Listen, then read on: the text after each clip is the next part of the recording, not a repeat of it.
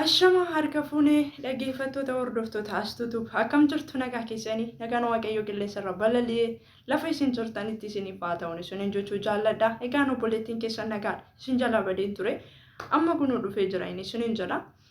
Guyyaa har'aa waan addaadhaan isinii dhufee jira. Innis wanta isin baay'ee jaallattanii jechuudha. Kanan dura gaaffiif deebii gaafatamee ture isallee deebiseen ture. Ammallee gaaffii biraa warqinashii abdii isaa baastee turte. Gaaffii kanan deebisuudhaa dhufe jechuudha. Gaaffiin kun baay'inaatiin gaaffii kanan dura gaafatamee kan wal qabatudha jechuudha. Gaaffiin kanan dura gaafatamee waan wal qabatudhaa fi gaaffiin kanan dura gaafatamee argamumaan asitti keessaa hambisa. Gaaffiin hin gaafatamne garuu isiniifan deebisa jechuudha. Gaaffiin kun gaaffii muraasa waan ta'eetiif. Kanaatiif warqinashii abdii isaa asumaan deebiin kee akkasiif deebi'u abdii guddaa hin qaba. Kanaaf turtii akkana wajjin gootan abdii guddaadha kan hin qabu asumaan gara gaaffiif deebii keenyaatti dabarra jechuudha.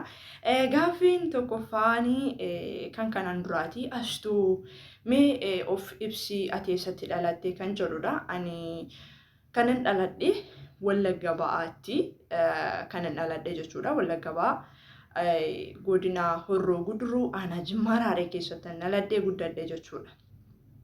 Kanaatiif kanarraa kan dabalate gaaffii kana kanaan dura deebisee waan hin jiruudhaaf baay'inaan irratti dubbachuun barbaadu. Astuu gaaffiin itti aanummoo akkas kan jedhu jechuudha. Astuu gara yuutuubii dhufuudhaaf fakkeenya guddaa jettee kan ati ilaalteetu gara yuutuubii dhufte eenyudha? Fakkeenya guddaa kana fudhadhe gara yuutuubii kiyyaa dhufu yuutuubii banachuun dursatti.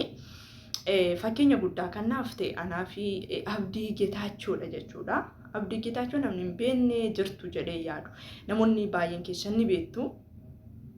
Abdii getachoo yeroo baay'ee nama rakkattoota gargaaru nama bakka dhugaa gaafan isa ilaalu baay'ee miliyoon tokko natti godhama ture jechuudha. Ani yuutuubii ilaalu baay'inaan hin jaalladhu ture jechuudha. Yeroo baay'ee sa'aatii kiyya isatti dabarsaa waasaappiidhaa fi gara feesbuukii kana xiqqoo ilaala. Kanarra kan hafe garuu yeroo hundumaayyuu sa'aatii kiyya gara waasaappiidhaan dabarsan ture jechuudha.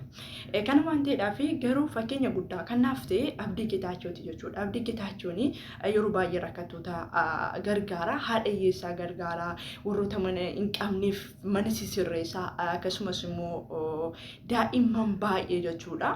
Warroota waan hin baratan dhaban fa'aa yeroo inni itti gargaaru jira. Haadha hiyyeessaa karaarraa fuudhee yeroo inni itti mana ijaaree itti galchutu jira. Gaafan isa ilaalu anillee akkas ta'uu danda'a laata tarii kanan jedhuun yuutuubii banachuudhaaf haamileen guddaa keessa keetti dhagahame. Dhugaadhaaf yoo ta'e yuutuubiin maallaqa namaa kaffaleeti akkasittiin waan hojjetan sunillee natti hin fakkaanne jechuudha. Yaanni kun dhiyeenya kan inni naaf gale ergi yuutuubii banadheedha. Akka yuutuubii maallaqa namaa kaffalu yuuti kanan beeke jechuudha. So kana waan ta'eetiif ani bakka hojjedhee kanuma hojjedhu kanaan jedha. Hojjedhee kanuma hojjedhu kanaan hiyyeessa gargaaree anillee akkaataa kanaatitti namoota baay'ee gargaaruun ni danda'a kanan jedhuun ani fakkeenya fudhadhee isaatiin fakkeenya fudhadhee kanan yuutuubii banee jechuudha. Kanaaf gaaffiin kun akka isiniif deebi'ee abdii guddaa nan qaba. Gaaffiin lammaffaan astuu yuutuubii kanarratti namni ati baay'ee dinqisiifattu eenyudha kan jedhudha. yuutuubii kanarratti namni baay'ee dinqisiifadhu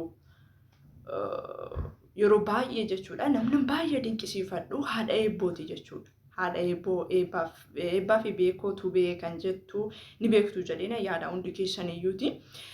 Kan hin beeknellee dhaqxanii ilaaluu ni dandeessu jechuudha. Isheen baay'ee nan dinqisiifadha. Maaliif dinqisiifatta yoo naan jettani yeroo baay'ee daa'imni isheen qabdu qaamni ishee hir'uudha. Garuu namoonni baay'een isaanii jechuudha aadaa keenya keessatti iyyuu nama qaamni isaa hir'uu ta'e tokko bakkeetti baasuun jaallatanii ni dhossu.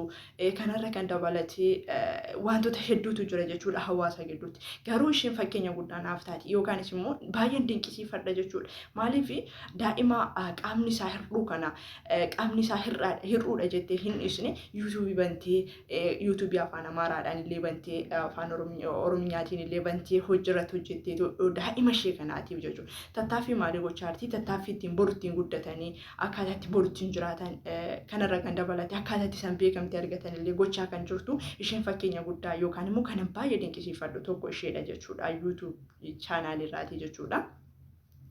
Kanarra kan dabalate gaafiin sadaffaa gaafiin itti aanu akkas kan jedhudha jechuudha.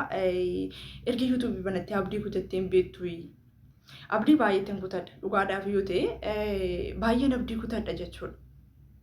Namni akka kiyyaatti hin dabne abdii kutatu jira jedhee yaadu. Maaliif yeroo baay'ee jechuudha mana kana keessatti baay'ee natti mijatu. Sababii kanarraa kan ka'e inti ergiin banii baay'ee naareeyyu jechuudha. Maaliif ijoolleedhaan wal baree dhiisuu illee hin danda'u jechuudha. Hojjechuudhaaf illee haalli yeroo inni itti baay'ee natti ulfaatutti kana booddee ni guballee gaafan jedhe ni qaba jechuudha. Dhugaadhaaf yoo ta'e soo kana waan ta'eedhaaf yeroo baay'ee irratti abdii kutadhee jira jechuudha. Kanarra kan dabalate gaafiin itti aanu immoo mee asumaan namoonni ati galateeffachuu barbaadu YouTube kee guddachuudhaaf yookaanis immoo YouTube kee montaayis ta'uudhaaf warroonni si gargaaran keessaa namoonni ati yeroo baay'ee hin daganne galateeffachuu barbaadu yoo qabaatte galateeffachuu ni dandeessa kan jedhu gaafiin itti aanu.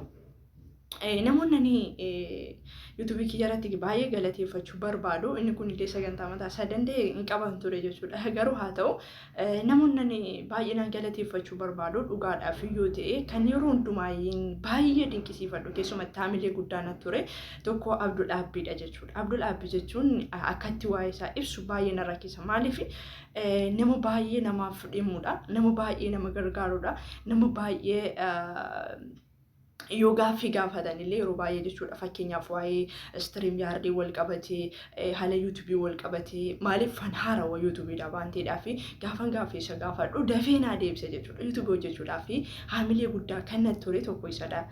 Inni lammaffaan akka YouTube hojjechuudhaaf haamilee guddaa fi yeroo baay'ee jajjabinaan na bira dhaabbatanii obsee Oromiyaadhaa fi ayyeetu shoo abdeetu. Isaan kanaan yoomiyyuu dagachuus kan hin dandeenye jechuudha. Dhugaadhaaf yoo ta'e obsee Oromiyaa jechuun hinda maqaadhuma kiyya ta'e maleeti maqaan YouTube kana dhugaadhaaf yoo ta'e namni baay'eetti na gargaaree na cinaa dhaabbatee ati cimtuudha jabaadhu lafa guddaa ga'uu dandeessa kannaan jedhu isheedha jechuudha. Kanarra kan dabalate isheen egaa baay'ee na jajjabeessiti hindamni YouTube mataa ishee tokko qabduuti kiyya irratti playlist illee bantee bultii isaati illee na gargaaruudhaan jechuudha. Akkasuma ayyeetu shoo nama baay'ee galateeffadhu dhugaadhaaf yoo ta'e isheenis nama dadhabbii guddaa natti dadhabeedha. Kallattii hedduudhaan jechuudha. Dhugaa isheenis kallattii hedduun natti dadhabde obboloota shamarranii keessaa namoonni baay'ee natti dadhaban baay'ee isaaniitu jira jechuudha. Akkasuma obboloota dhiiraa keessaallee abdeetu baay'ee kan galateeffachuu barbaadu. Gaafan illee abdii kutadhe jabaadhu kan naan jedhu yeroo baay'ee na jajjabeesse akkasumas immoo gaafa liivii seenullee jechuudha. Yeroo baay'ee gaafan hojii deemu irratti bahee ofiisaa jechuudha. Saatii meeqarra taa'ee kan ijoolleen asimatishaa ture tokko isaa fi obsee ayyeetu akkasumas immoo ijoollota baay'eetu jira jechuudha. Maqaa isaanii waamee fixuu hin danda'u. Kanaaf dhaggeeffattoonni as tuutube hundumti keessaniyyuu dhugaadhaaf yoo ta'e baay'een isin jaalladha, baay'een isin kabaja. Lafa jirtanitti guddaa naaf galatoomaan isiniin jedha. Dhugaadhaaf yoo ta'e sababiin montaayis ta'uu kiyyaallee sababii keessaniin asumaan kanan isin galateeffadhu hordoftoota as tuutube. Baay'een isin jaalladha hunduma keessanii isin jechuu barbaadeen isaan kana adda baasee galateeffachuun kiyya yookaan immoo isin jibbuu otoo hin ta'in hunduma keessan dhugaadhaaf yoo ta'e ija tokko nan laala jechuudha. So kana waan ta'eedhaaf baay'een isin jaalladha isin jechuu jaalladha. Kanaaf gaafiin itti aanu